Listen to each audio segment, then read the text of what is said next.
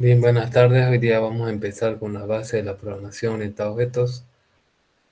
Vamos a ver la teoría sobre el punto 1 y 2, los conceptos básicos de programación orientada a objetos, lo que viene a ser clase y objetos, qué es un atributo, qué es un método, qué es abstracción, qué es encapsulación. También veremos lo que es polimorfismo, sobrecarga de métodos, sobrecarga de operadores.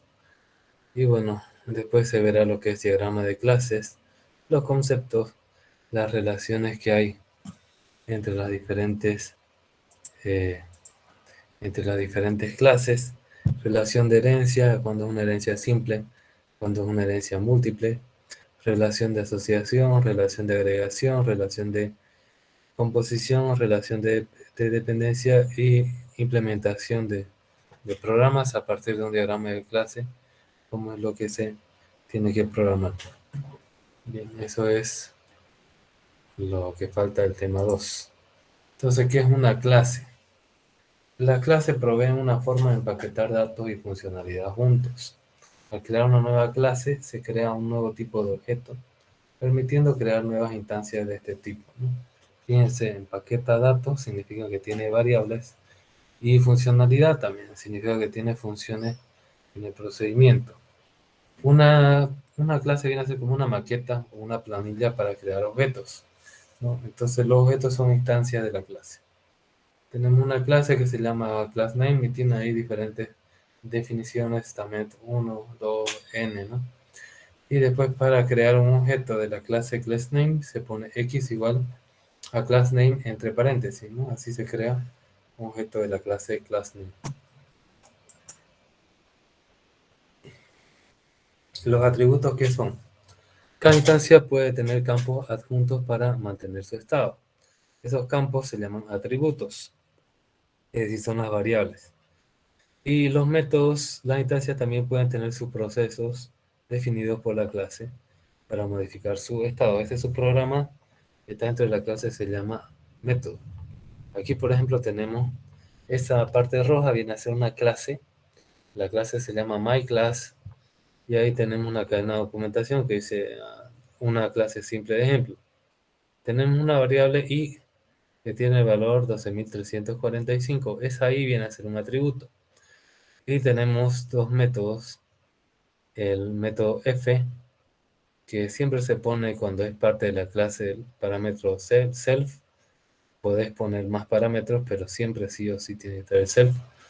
Y f lo que hace es retorna hola mundo, ¿no? Hello world. Y tenemos el constructor. El constructor en Python es con def barra baja init barra baja y self. Vamos a hacer que quieras tenerle parámetros a tu constructor. Dos puntos, y acá lo que hace es crear una variable que se llama self.data, que es una lista vacía. Aquí se ve dos cosas diferentes. Esta de aquí es una variable de la clase, ya, porque está aquí fuera de todos los métodos que tiene la clase. Es decir, cualquier elemento de la clase que llame dentro del programa principal va a tener el mismo valor de i. En cambio, este data, que es una lista, va a ser de instancia, es decir, cada una de las instancias que se crea, aquí por ejemplo se está creando el programa principal, la instancia X, que es del tipo myClass, y él llama la función f que dice hello world. Cada instancia que se cree va a obtener su propio data, ¿ya? Pero este iba a ser compartido por todas las instancias. Tírenle una mirada un minuto antes de seguir.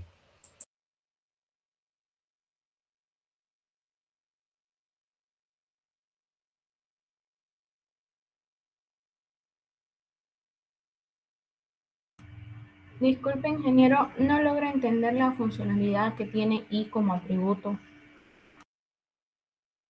No hace nada, ahí no hace nada. Solamente para ejemplificar que es un atributo común a todos los objetos de la clase, porque está definido fuera de los métodos de la clase. Y ese def init, ¿cuál sería su funcionalidad?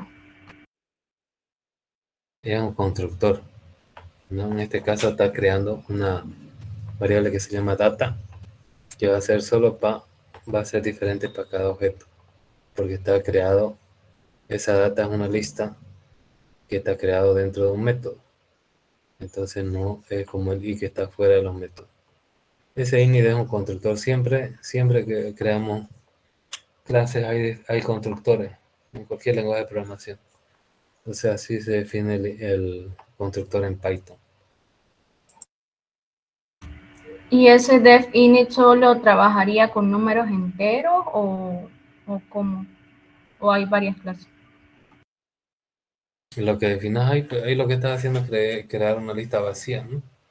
Puedes crear lo que sea, no necesariamente números enteros.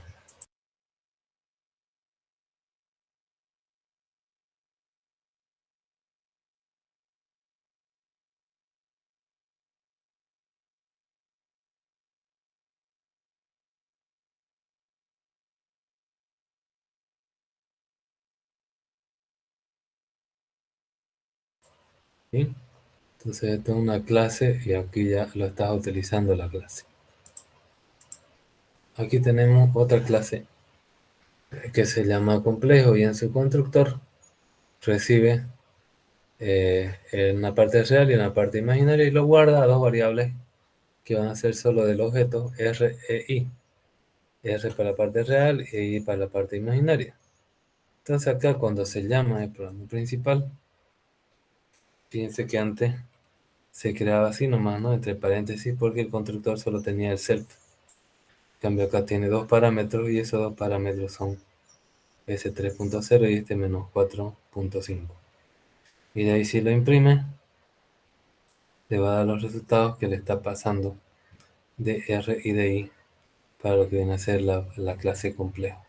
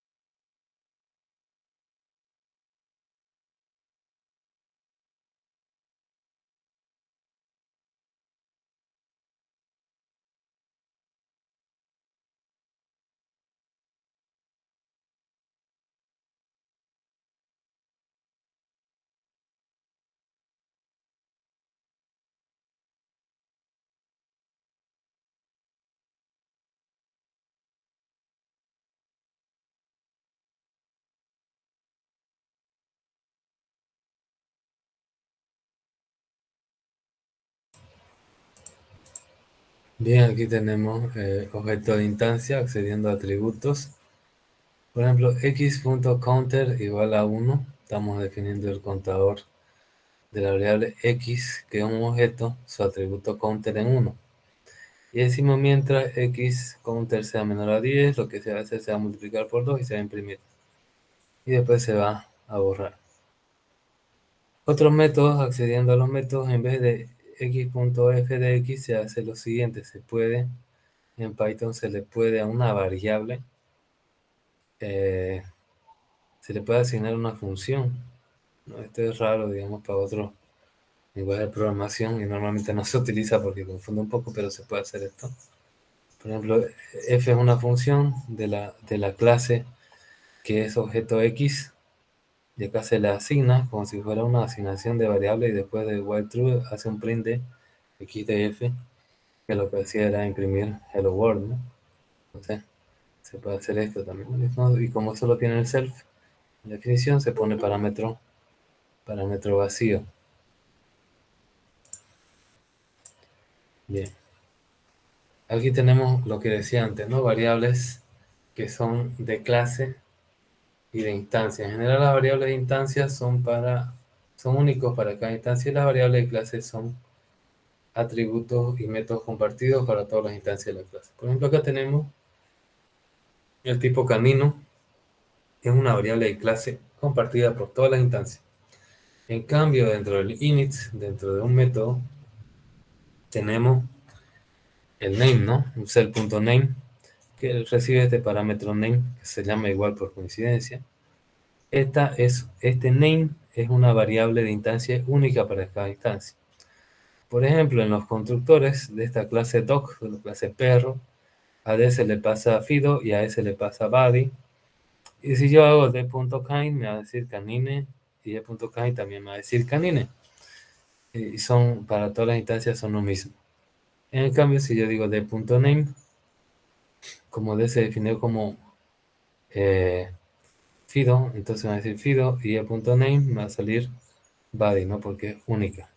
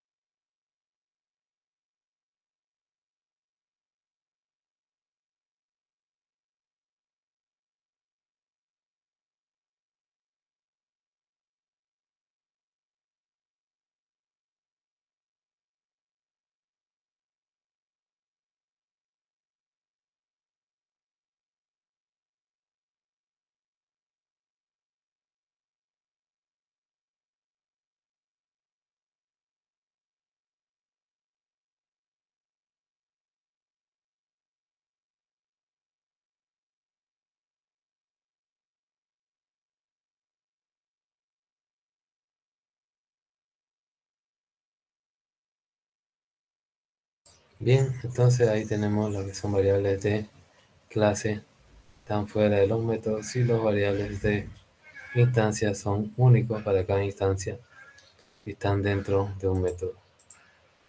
Aquí tenemos un problema con los tipos mutables. Tenemos una variable que es de clase que se llama tricks o trucos, ¿no? Que es una lista vacía. Tenemos acá, fíjense, tenemos el init define una variable que se llama name, que es un parámetro name, y los trucos lo que hace es lo añade, ¿no? Lo añade con estos métodos a strips apéndice, ¿no? A la lista. Entonces, si usted dice crea un perro D que se llama Tofido y otro E que se llama Buddy, y después le añade D Atrix hace roll over, es decir, que gire, y E.Atrix le dice play dit, o sea, que se haga el muerto. Si usted lo muestra, van a estar los dos. ¿Por qué van a estar los dos? Porque en primer lugar un tipo mutable es una lista, y en segundo lugar es una variable de clase. No es variable de instancia definida dentro de un método. Entonces, si esto, por ejemplo, no existiera, si esto no existiera, esta parte de aquí, y se hace esto acá, entonces ahí ya lo que se hace se crea solamente para cada una de las instancias. Pero como está como variable de clase, todas las instancias tienen el mismo valor. Por más que solo D haya puesto rollover y E haya puesto play de ads, cuando yo hago de tricks solo debería haber rollover, pero como es de clase, yo veo las dos, ¿no?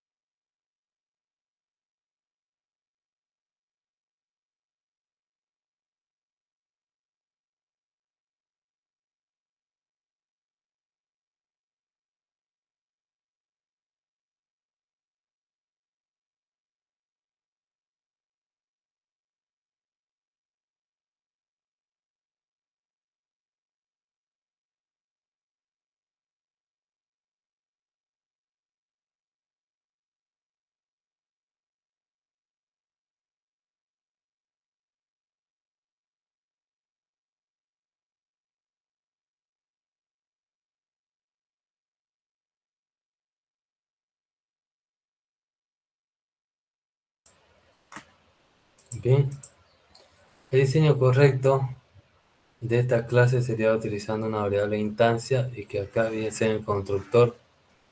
El constructor es lo correcto, que se crea ahí el, la variable tricks, que es una lista, ¿no? Vacía. Entonces, cuando se hace tricks, va a ser una variable instancia y no de clase. Ahora, cuando hace fido, body y añade cada uno, solamente D tiene girar y E tiene hacer el muerto, ¿no? Porque aquí tricks está definido dentro del constructor y por lo tanto es una variable de instancia, no es una variable de clase.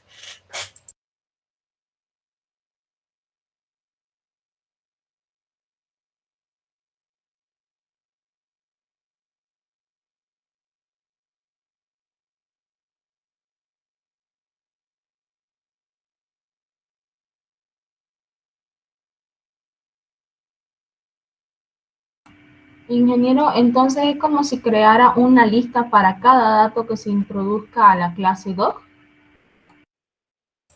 Es como si crearas una lista para cada objeto que crearas de la clase doc. Aquí has creado un objeto que se llama D y otro objeto que se llama E. Anteriormente, la lista estaba compartida para ambos objetos, pero ahora cada objeto tiene su lista aparte.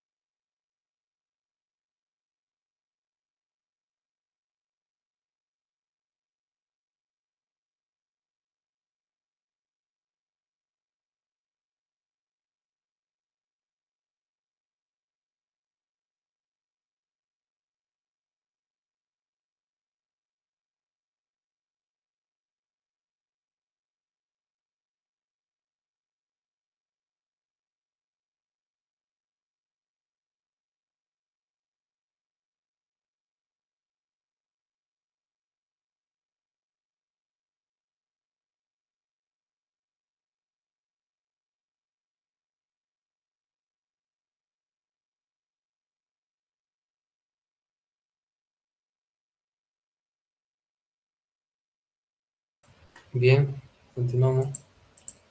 Entonces acá tenemos también si el mismo nombre de atributo aparece tanto en la instancia como en la clase de la búsqueda, siempre va a priorizar la instancia, ¿no? Aquí tenemos, por ejemplo,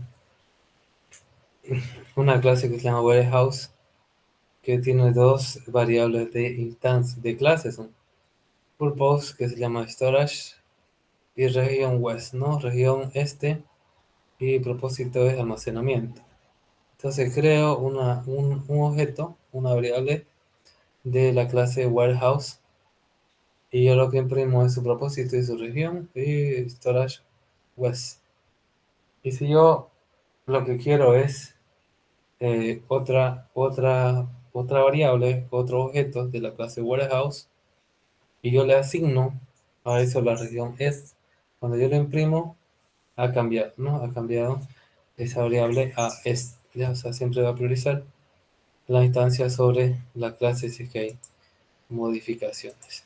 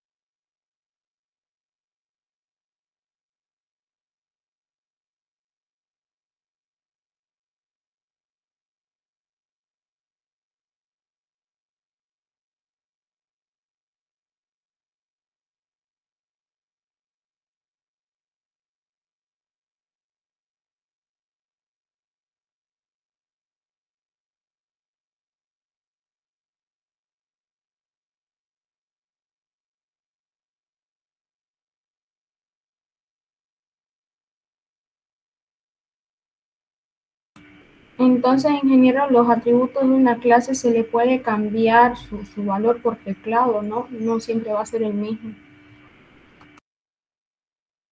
Se le puede cambiar, ¿no? Se le puede asignar otro valor. En este caso, no lo está haciendo por teclado, no está haciendo una asignación, pero por ejemplo, se podría hacer un input, ¿no? Para esto. Ahí sí cambiaremos por teclado. Y así se le puede cambiar.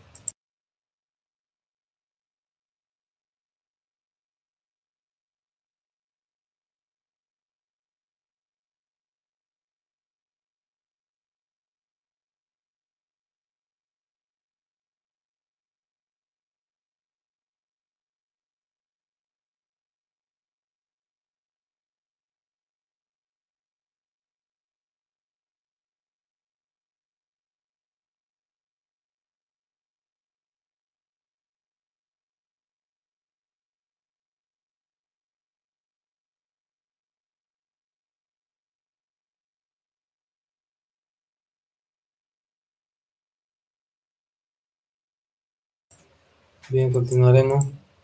Aquí tenemos otra característica de los atributos y métodos. Cualquier objeto o función que es un atributo de clase define un método para instancia de esta clase. Es necesario que la definición de la función esté textualmente dentro de la definición de la clase. Asignando un objeto función a una variable local en una clase también se puede hacer, también estaría bien, ¿no? Entonces, aquí por ejemplo,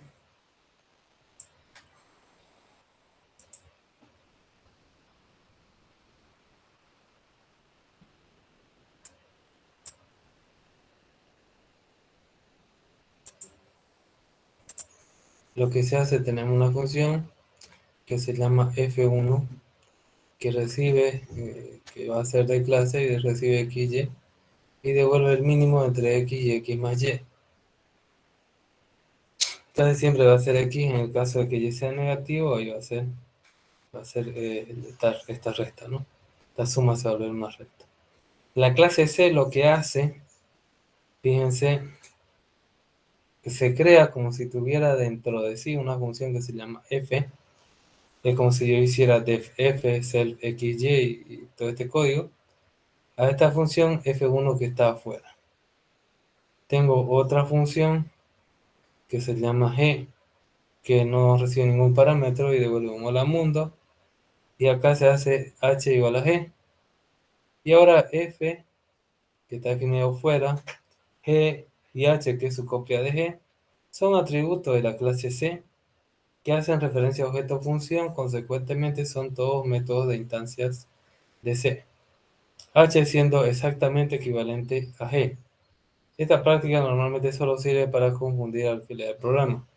No es normal hacer esto, pero en Python se puede hacer.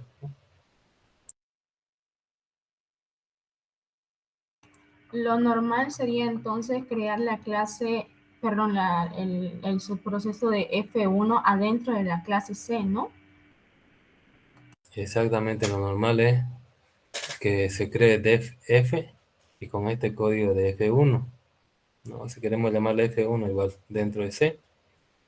Y si ya creaste G, ¿para qué vas a crear una copia, no? Entonces, esto es solo para confundir el que lee el programa, ¿no? Pero se puede hacer en Python.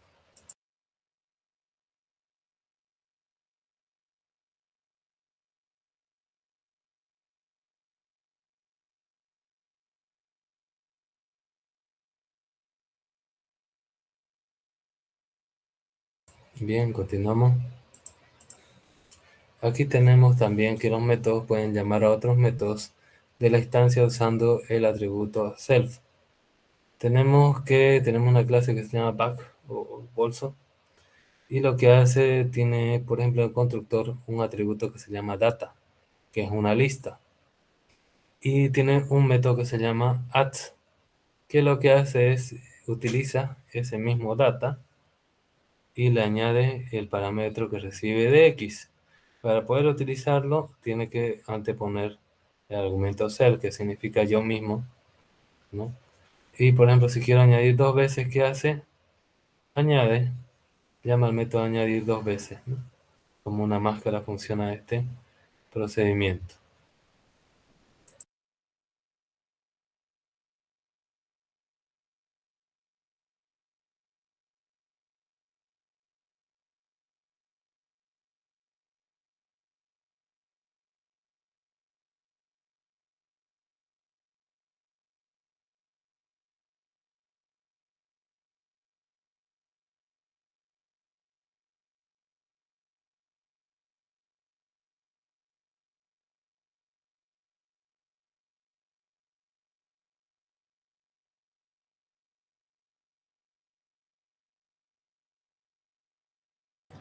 Ingeniero, buenas tardes. ¿Podría darnos un poco más detalles sobre la función del self add x duplicado que está ahí? Las Aquí últimas abajo, dos líneas. Sí, ya. por favor. Este es mi constructor. Construye una lista vacía que se llama data. Este aquí recibe un X y lo añade a mi lista data. Y este addTwist es otro método que lo que hace es llamar dos veces al add. Este lo llama una vez y otra vez. ¿Para qué? Para que este X que recibe, cuando se llama al addTwist, lo añada dos veces en la lista data. Eso es lo que hace.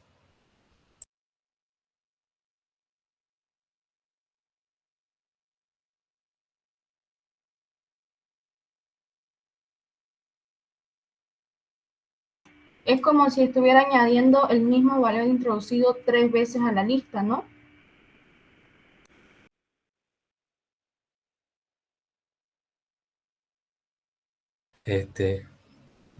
Acuérdense que esto se va a llamar desde afuera. ¿Ya? Por ejemplo, voy a cortar este código de acá. Y una pizarra voy a...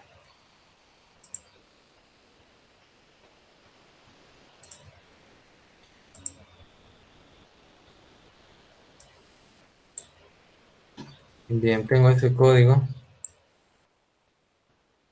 Y después viene el programa principal, ¿no? Esta es solo la definición de una clase. Entonces vos en tu programa principal, lo que vas a hacer es, te vas a crear una variable y que va a ser de tipo bag. Y fíjate, tu constructor no recibe nada, ¿no? Solo está el self. Entonces, ¿qué significa? Que tu data está en vacío. Después de un tiempo vos llamas, a decir, y.add y pones el 7, por ejemplo. Entonces tu data va a estar igual en 7. Y después vos llamas al y.addTwist, o sea, añadir mellizo, y le pasas, por ejemplo, hola. Lo que va a hacer es que tu data ahora va a valer lo siguiente: 7,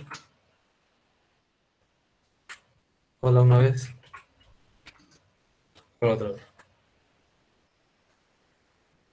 Y después si vos hicieras y.add true, por ejemplo, entonces tu data va a ser igual a esto. Y si luego haces un y.addTwist y le pasas como parámetro la lista, por ejemplo que tenga 1, 2, 3, tu data ahora va a ser igual a lo siguiente, ¿no?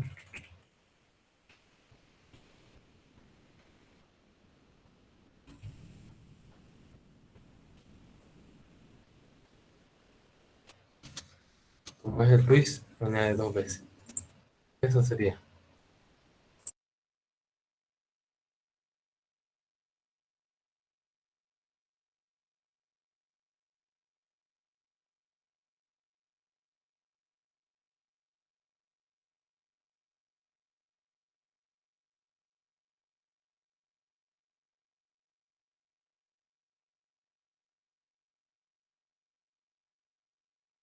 Ingeniero, en el constructor igual se puede enviar parámetros o datos o no se puede. Depende de cómo está construido tu constructor. En este caso no. No, tu constructor no tiene parámetros. Pero por ejemplo, creo que había uno que sí tenía. ¿Dónde está? Este no es, recibía name. Ya. Entonces este sí por eso le pone Fido body, porque recibe el constructor acá. Está definido así. Pero este no está definido así.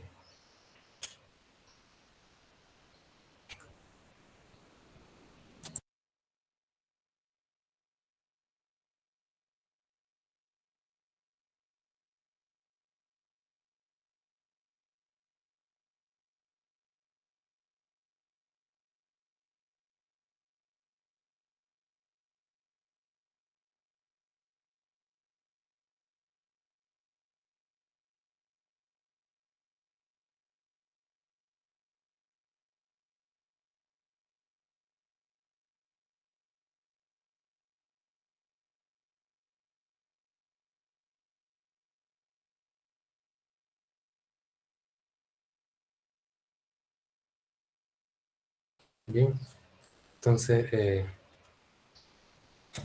entiende esto, ¿no? El uno añade una vez y el otro añade dos veces. Ya dentro de eso es el data. Ahora vamos a ver otros conceptos, ¿no? Abstracción y encapsulación. Encapsulación es un tipo de abstracción que dice que no todo tiene que ser accesible de afuera, ¿no? Entonces, determina ciertos niveles de privacidad. Y abstracción, ¿qué significa? Pensar en un nivel abstracto, ¿no? No algo físico, sino algo totalmente software, ¿no? Totalmente diseño e ingeniería. La abstracción en programación orientada a objetos solo necesita saber cómo interaccionar con los objetos. No necesita conocer los detalles de cómo está implementada la clase a partir de la cual se instancia el objeto. Solo necesita conocer su interfaz pública, es decir, cuáles son sus métodos que pueden utilizarse. El nivel de abstracción puede ser bajo. En un objeto se manipulan datos y métodos individualmente, o puede ser también alto. En un objeto solo se usan sus métodos de servicio. Tomar algo concreto y despojarlo de detalles, eso viene a ser abstracción. Por ejemplo, aquí tenemos desde el centro la funcionalidad se vuelve cada vez más compleja y cada vez menos reutilizable. Por ejemplo, manipulación de cadenas, operaciones sobre base de datos es algo que hacen todos los programas. Llamadas HTTP, llamadas a un navegador web que necesita de esto. Procesar tarjeta de crédito necesita esto y esto. Y sistema de comercio electrónico necesita esto, esto, esto. Cada vez se vuelve más específico, pero utiliza cosas que son genéricas. Este es, por ejemplo, un sistema, un carrito, un diagrama que representa un carrito. Tenemos un sistema de comercio electrónico que tiene un catálogo, un carrito de compra y un procesamiento de pago. El carrito de compra tiene que calcular impuestos, envío y aplicar descuentos. Este sistema de comercio electrónico lo abarca todo y es difícil de entender en su totalidad. Esta parte de aquí. Separar el sistema en sus fases constituyentes ayuda a dar forma a todo lo que se está sucediendo, ¿no? Esto lo vemos más claro. Romper cada fase en tareas da como resultado piezas de funcionalidad que son accionables, ¿no? Calcular impuestos, calcular envío, aplicar descuentos. Ahora un tipo de abstracción es la encapsulación, que además es un mecanismo para llevar a práctica la abstracción. La encapsulación se considera una de las características definitorias de programación orientada a objetos y tenemos como elementos métodos, clases, módulos o paquetes, ¿no? Paquete, conjunto de módulos, módulos, conjunto de clases y clase, conjunto de métodos. Tenemos unas entradas, es decir, por ejemplo, recibo dos números. Y aquí yo no sé, es una caja negra mágica que yo no sé qué hace y me da como una salida a la suma, el promedio, lo que sea, ¿no? Algo sucede en esta caja que no sabemos. Esto pasa mucho cuando hay grandes programas de software y cada uno de los ingenieros hace una parte. Entonces solo le dicen, mi método se llama prom, digamos, ¿no? Entonces el otro utiliza prom para hacer, por ejemplo, el cálculo de, puede ser la nota, ¿no? Entonces no sabe cómo está hecho el prom, solo tiene una entrada y una salida. Entonces tenemos el sistema de comercio electrónico, está formado por el carrito de compra que calcula impuestos, envío y aplica un descuento, ¿no? Al descomponer un sistema en partes pequeñas, pueden calcular comportamientos. Tenemos un ratito, por favor.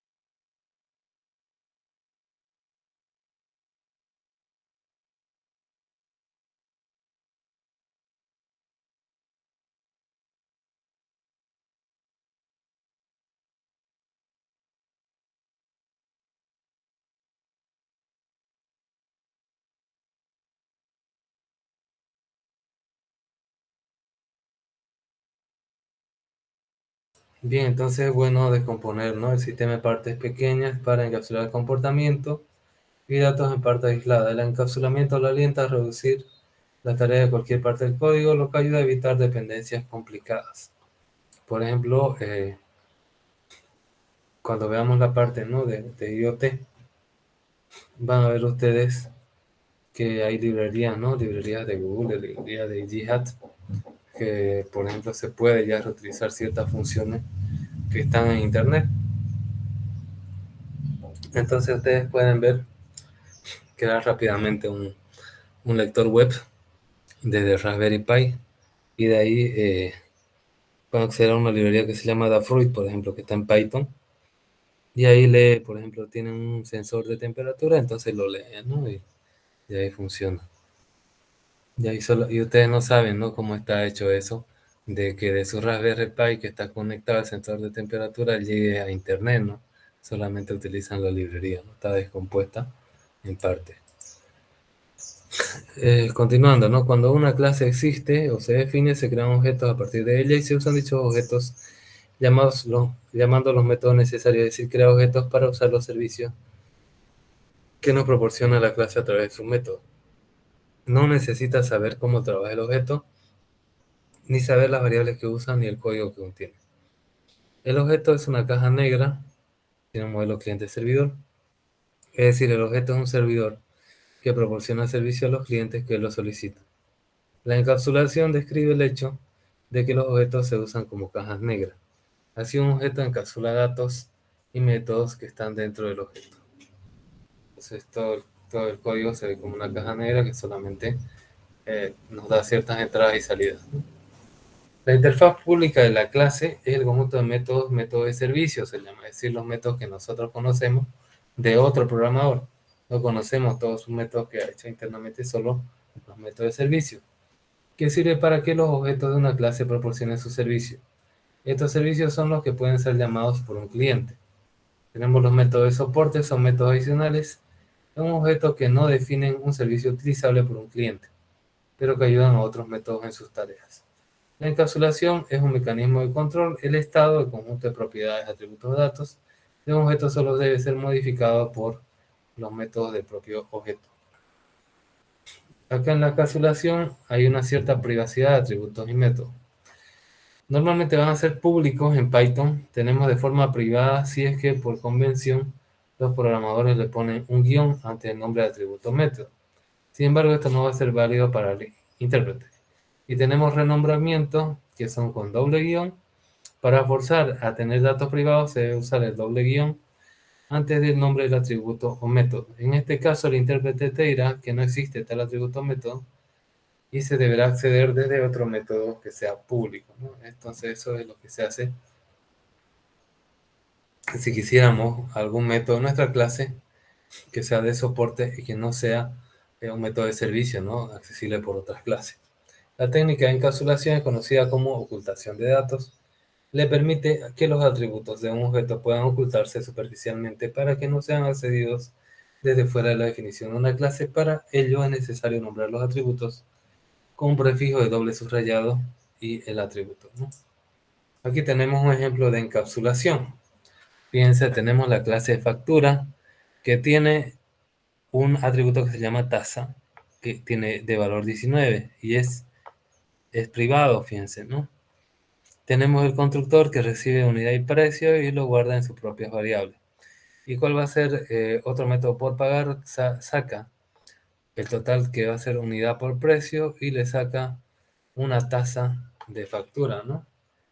Va a ser otra factura punto guión bajo tasa que es del 19% del total, ¿no? Y entonces, ¿cuánto es lo que hay que pagar? El total más el impuesto. Entonces yo compro uno que es factura que recibo en el constructor 12 unidades que valen 110 pesos, ¿no? Si imprimo la unidad 12, si imprimo el precio 110 y por pagar, por ejemplo, acá le puedo poner Bitcoin, aunque no está acá definido, ¿no? Solamente le ha puesto que imprima el resultado y después Bitcoin va a salir 1570, ¿dónde sale ese? 110 por 12 te sale 1000, 1000, 1100, 1100 más 220, ¿no? Entonces, y eso le tenés que sacar el 19%, y eso te sale 1570. Ahora si yo lo que hago es imprimir la factura de la tasa, y la tasa es privada porque tiene doble guión, me va a salir que no existe, que hay un error, ¿no? Acá tenemos también otro ejemplo de un atributo privado que se llama 1, y este es un método privado, fíjense. Acá cuando yo llamo al método privado, esto es solo por convención, es decir, si solo tiene un guioncito, no va a pasar nada, igual lo va a poder llamar, aunque está diciendo que es privado, ¿no? Hay que poner doble guión para que te produzca este tipo de respuesta.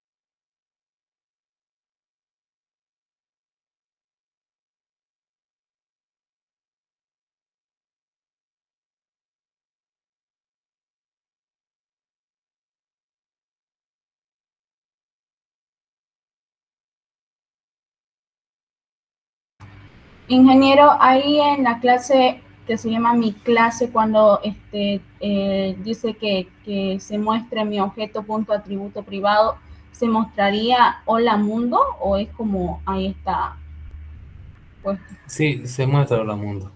Se muestra hola mundo, aunque acá diga método privado, el intérprete no va a hacer nada con guioncito. Si tuviera dos guioncitos, ahí te saldría un error como este.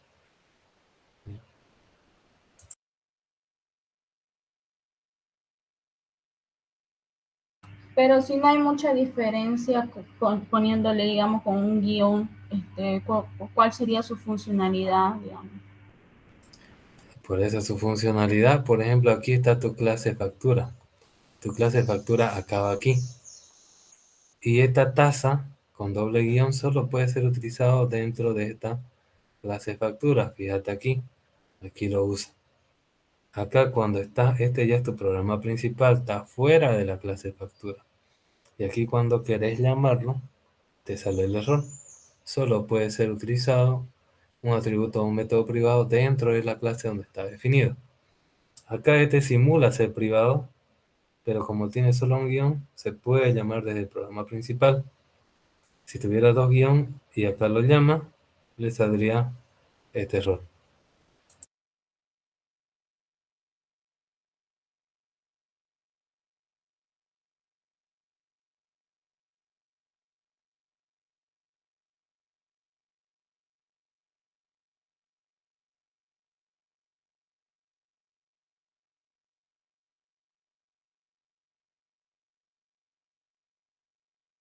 Bien, continuamos. Aquí tenemos otro ejemplo. Este es un método que está privado, fíjense. Se llama secret, nadie puede saber. Y este público lo que hace llama al secret. Entonces tenemos un hijo, una clase de hijo, esto es herencia ya, después lo vamos a ver. Que su padre es demo. Y redefine secret y ahora también es privado y dice no puedo contarte. Entonces si yo creo un objeto que se llama demo, de la clase demo, que no tiene ningún parámetro de atributo, por eso pongo entre paréntesis, y a un demo secret me dice que no existe, me sale el error, porque está con doble guión. En cambio, si llama public, public sí puede ser accedido desde afuera, y lo que hace public es acceder a este método privado, y como está dentro de la misma clase, entonces llama nadie puede saber. Tenemos otro objeto que se llama child, que es de la clase child, que hace child.public, que llama a este nadie puede saber.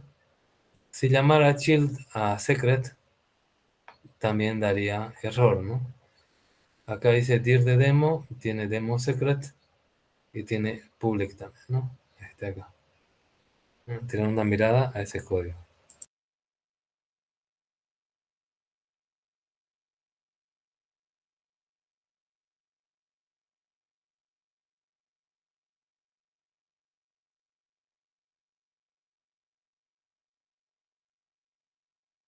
Entonces, ingeniero, los privados se pueden llamar a diferentes partes, digamos, pero no se podría mostrar el valor, ¿sí? Los privados se pueden llamar solamente dentro de otro método que está dentro de la clase. Pues cuando haces la llamada directa al privado, te sale este error. Pero llamas al público y el público está llamando al privado, no es como una trampa esto. Ya, y obviamente esto se puede porque este es público, no tiene doble guión. Y como este llama al privado dentro de la clase, entonces está haciendo como un puente, ¿no? Pero si lo llamas directamente no se puede.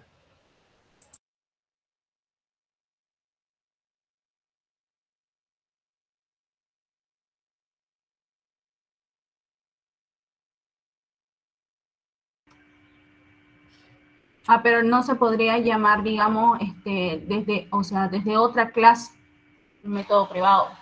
No se llama, no se puede. ¿No? Solamente desde su propia clase. Entonces es con doble guión, ¿ya? Esto es muy abstracto, ¿no? Normalmente cuando se programa se hace de todo público casi. Pero son buenas prácticas de programación para entender un poco también por qué cuando nosotros reutilizamos una librería, por ejemplo, que hay en internet, en un proyecto Jihad, para utilizar nuestro Raspberry, por ejemplo, por qué, ¿cómo le puedo decir? ¿Por qué no puedo yo ver el contenido interno, sino que yo veo lo que hay afuera, ¿no? Solo lo que me deja como interfaz, ¿no? Porque está definido así. Bien, ahora Perdón, hablaremos de... ¿Cómo perdón dice? que le interrumpa. En el caso que sea público, tampoco se podría llamar desde otra clase, ¿no? Siempre tienen que estar dentro de la clase. Público se puede llamar dentro de otra clase. Fíjate acá. Este es privado y este es público. No tiene doble guión. Cuando llamas, este ya es el programa principal. Estas son las clases. Este es fuera de la clase. Cuando llamas al privado, te sale el error. Cuando llamas al público, sale su resultado correcto. Entonces los públicos sí pueden ser llamados fuera de la clase. Si no, no habría comunicación entre clases y no serviría de nada que alguien suba un proyecto en Jihad y yo lo utilice para mi Raspberry, porque no tendría forma de utilizarlo, ¿no? Esa forma es con los métodos públicos.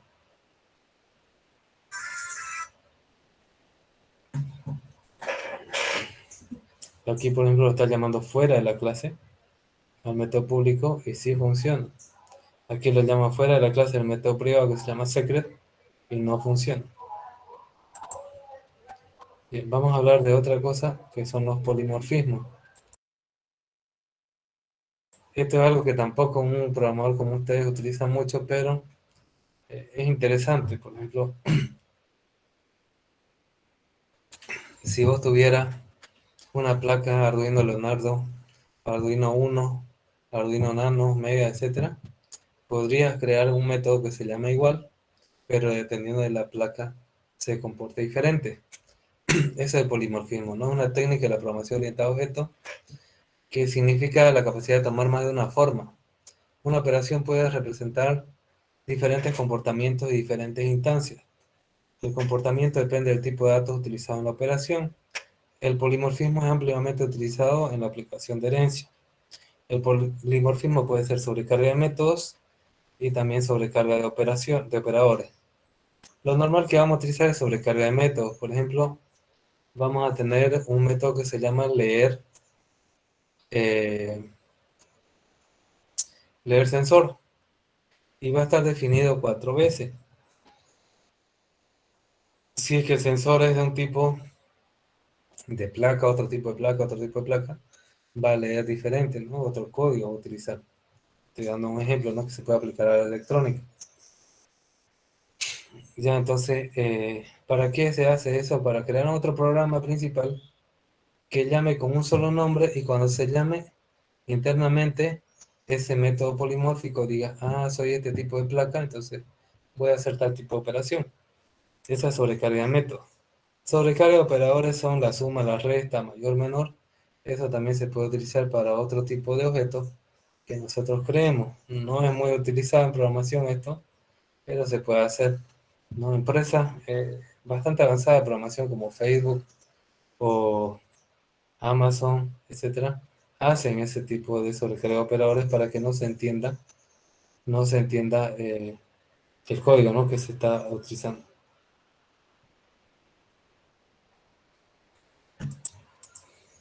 Aquí tenemos, por ejemplo, una clase gato que tiene un método que se llama hablar, que lo que hace imprime miau. Tenemos una clase perro que tiene otro método que se llama hablar, que imprime wow. Y estas son clases. Y esto es una función que está fuera de la clase, ¿no? Entonces es parte del problema principal. Ahora, tenemos una función que se llama escuchar mascota que recibe de parámetro un animal y llama a animal.hablar, ¿no? Y acá hace una llamada, si es que es el programa principal, está diciendo, crea una variable G que se llama gato, una variable P que se llama perro y manda a escuchar mascota. Entonces, si es que es gato, va a decir miau, y si es que es perro, va a decir wow, ¿no? Fíjense, no importa el tipo de animal que reciba esta función, lo va a adaptar, ya sea de la clase perro o de la clase gato.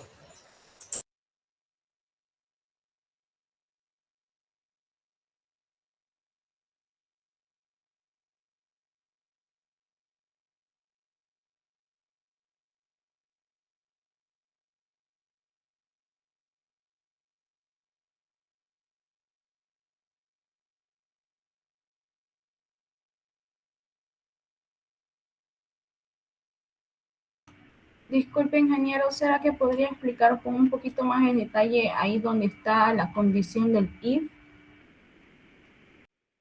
Sí, eso solamente es que si es el programa principal, ¿no?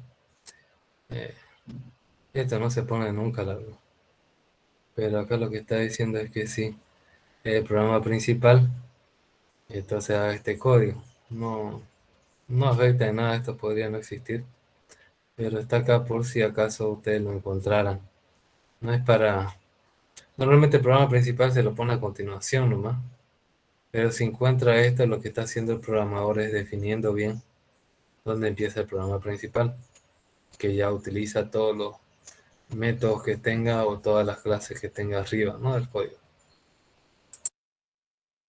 Entonces hubiera dado igual que no hubiéramos puesto el if, pero sí el resto como programa principal, ¿no? Funcionaría de igual manera. Funcionaría, pero tendría que estar tabulado. Aquí no, ¿eh? Ahí debería estar. Claro, como programa principal, ¿no? Sí, sí. Ay, Es solamente para ubicarse, ¿no?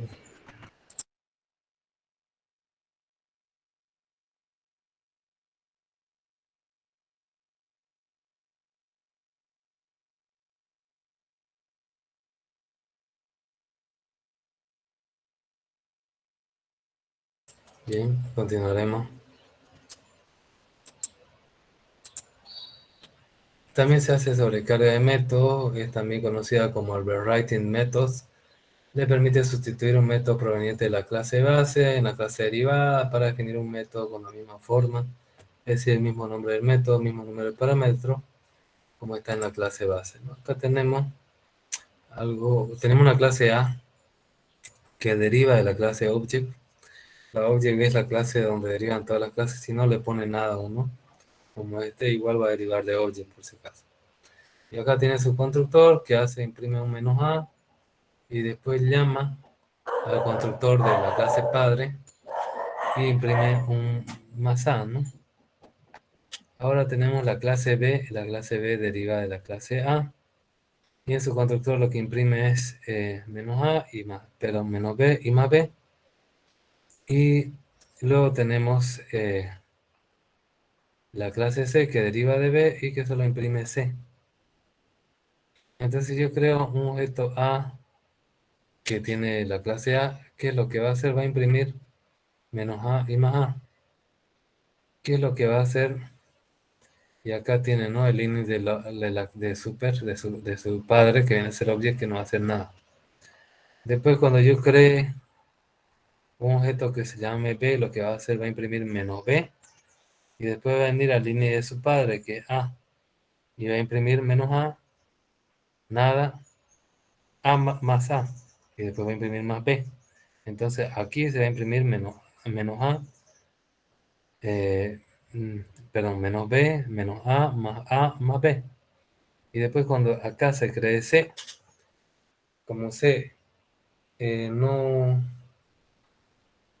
en su constructor no llama al constructor padre, lo que se va a hacer solamente se va a imprimir C.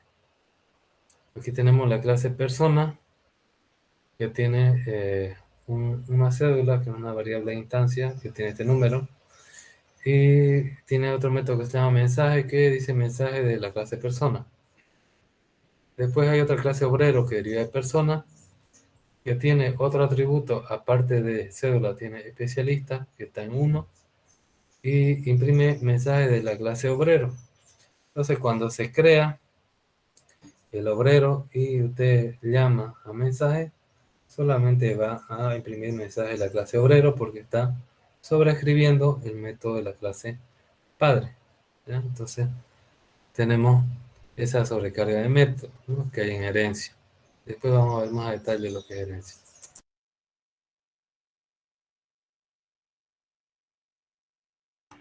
Ingeniero, en el primer ejemplo que nos mostró, ahí donde dice super A, ¿va a tener siempre el nombre de super o se puede cambiar ese nombre?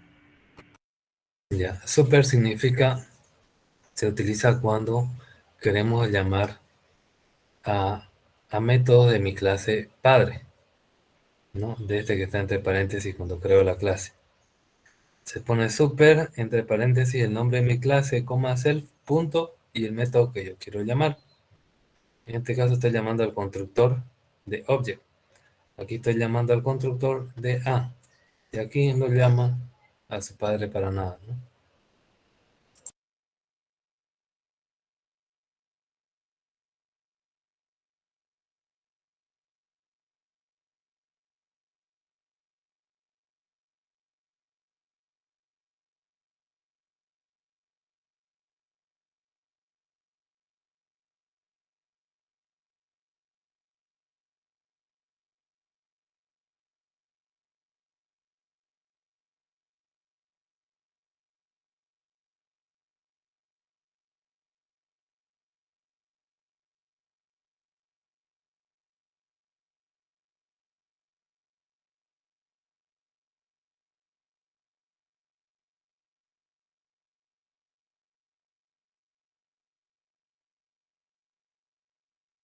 Bien, continuaremos. Lo que se logra definiendo el método mensaje en la clase derivada obrero se conoce como método overriding cuando se crea el objeto, en este caso obrero plantas, y se llama el método mensaje. Este será tomado de la propia clase y no de la clase base persona. Si comenta o borra el método mensaje de la clase obrero, que es la clase derivada, y corre nuevamente el código, el método llamado será mensaje de la clase base persona. Así que si borráramos este método de aquí y se llama mensaje, ahora imprimiría mensaje desde la clase persona, ¿no?, porque no va a estar sobrescrito. La sobrecarga de operadores, esto no se utiliza mucho, pero cuando nosotros definimos algún tipo numérico especial, por ejemplo, si ustedes hacen análisis dimensional o cualquier cosa así, se puede hacer también la sobrecarga de operadores, conocida como overloading operators. Trata básicamente lo mismo que la sobrecarga de métodos, pero pertenece en esencia al ámbito de operadores aritméticos binarios de comparación y lógicos, ¿no? Acá tenemos la clase punto. Fíjense, la clase punto tiene su constructor, ¿no?, que tiene acá parámetros por defecto, su X y su Y.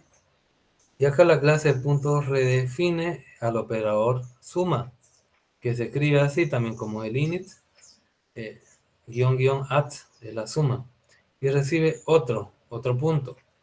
Entonces, X va a ser lo que ya tiene más el X del otro, y Y va a ser la que ya tiene más el Y del otro, y va a retornar el punto X y Y. Entonces, por ejemplo, si yo defino el punto 1 como 4 y 6, y el punto 2 como 1 y menos 2, entonces yo hago la suma. Fíjense, el operador suma que está redefinido acá y va a sumar 4 y 1, 5, y 6 y menos 2 te va a sumar 4, ¿no?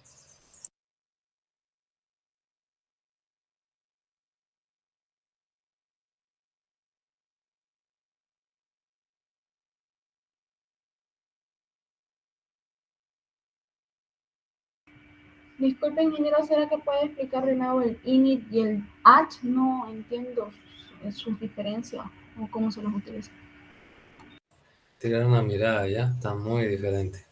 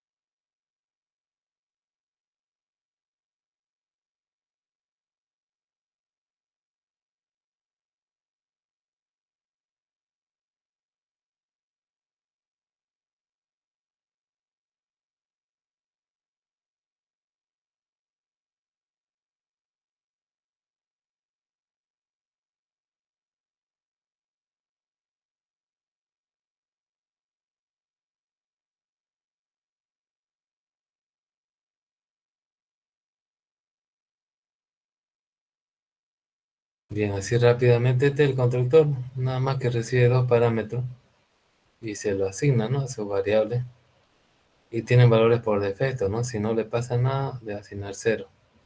Y acá redefine este de aquí, el operador suma. Recibe otro punto, ¿no? Y al punto que ya tenía antes le suma lo del otro, ¿no? Y lo devuelve ese nuevo punto. Eso es lo que hacen los dos, ¿no? La diferencia. Ahora, así como el at, hay otros operadores que se pueden sobredefinir, ¿no? Sub para la sustracción o resta, mul para la multiplicación, diff para la división, mod para el módulo, y así sucesivamente. Ands, or, todo eso se puede también redefinir como si fuera un método, así como este de acá, para algún tipo creado por nosotros, ¿no? Un tipo de datos creado, ¿ya? Entonces, lo siguiente que toca ya es diagrama de clase. Vamos a dejarlo ahí por hoy día. La siguiente clase vamos a hacer algunos ejemplitos de polimorfismo y también lo que viene a ser sobrecarga de método. Eso sería todo, jóvenes, por hoy. Vayan haciendo su práctico. No se olviden que en los semestres anteriores se ha avanzado lo mismo, que está en el canal de YouTube, entonces tírenle una mirada. Ingeniero, ¿No? Sí. sobre el proyecto ya, ¿qué es lo que vamos a hacer más o menos? Ya creo que ya estamos cerca, ¿no? O todavía. Es panero, ¿no? Pero bueno, cada vez nos estamos acercando más, ¿no? O ¿Ya no, tienen su grupo ustedes? ¿Hemos formado grupo con ustedes o no? no, Ya, a ver, voy a ver primero cuántos son. somos 18, creo. ¿Usted nos va a dar los temas o cómo es? No, no. A ver, espera un ratín. Perfil.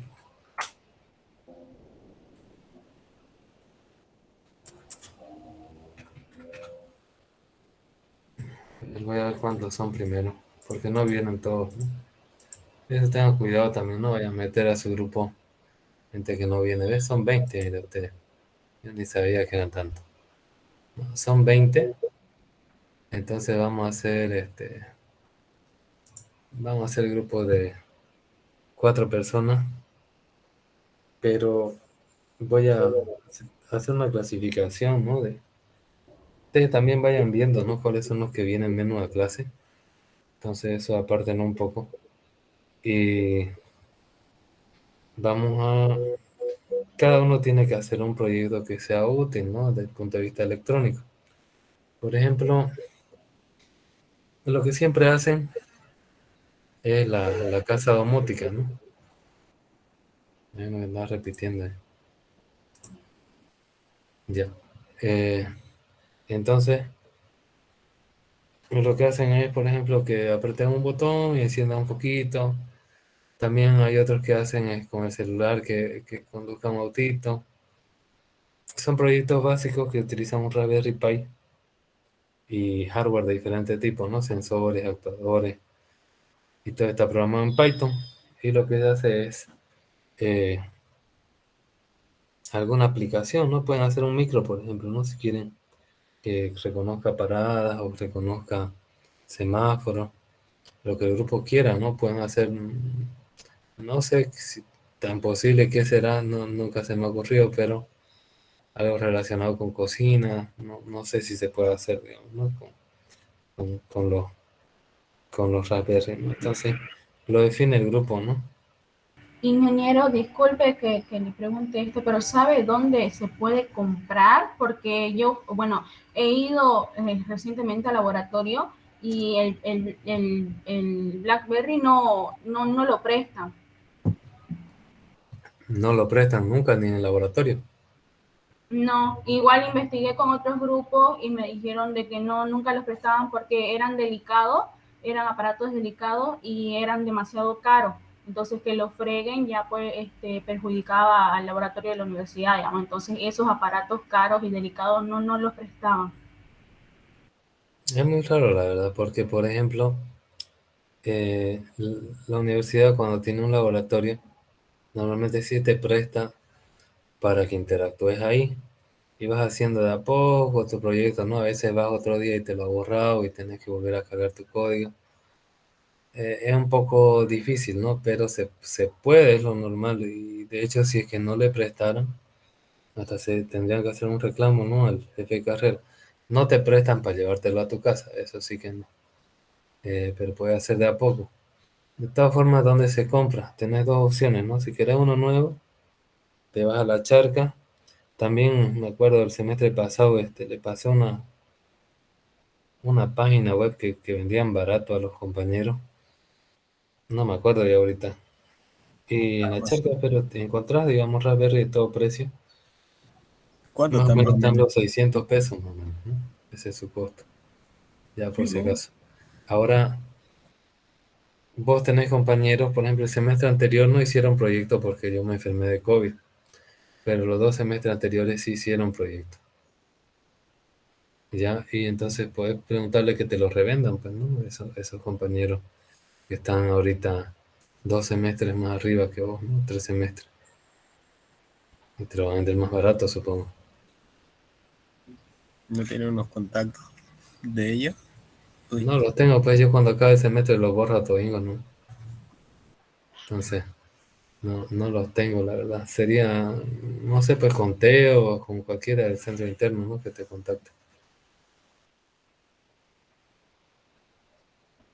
Porque eso sería las dos formas, ¿no? O que te lo alquilen, ¿no? Puede que te lo alquilen también, que no lo compres, ¿no? Entonces, hay diferentes formas, pero deberían prestártelo para hacer ahí, digamos, para que vos Creo vayas a que ver una sí parte. prestaban, pero la cosa es que solamente creo que están abriendo hasta el mediodía o hasta las 1, creo.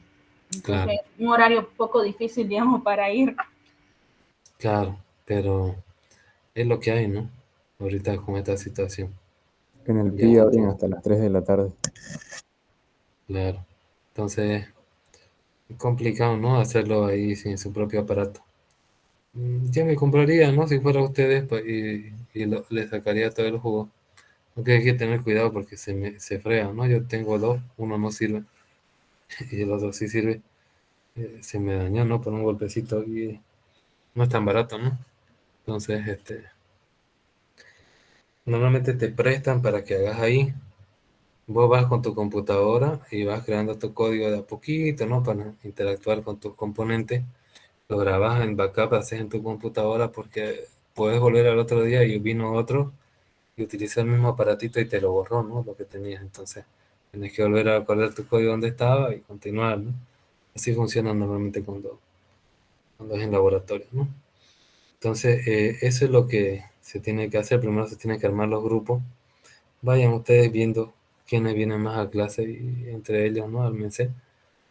Y son grupos de a 4 personas. Y vayan definiendo qué proyecto quieren hacer que haga la electrónica programable, ¿no? Ahí yo le he dado algunos ejemplos, pero por ahí ustedes tienen otras ideas más bonitas, ¿no? No siempre la idea más cara es la más bonita, ¿no? Sino que hay ideas que son más útiles. Por ejemplo, puedes tener un sensor ahí un sensor ultrasónico, ¿no? Y puedes controlar los parqueos de una maqueta, ¿no? Que después eso en la vida real sería que controles qué va a estar libre y en tu celular ves, ¿no? ¿Qué parqueos están libres, por ejemplo, ¿no? Entonces, hartísimas cosas se pueden hacer.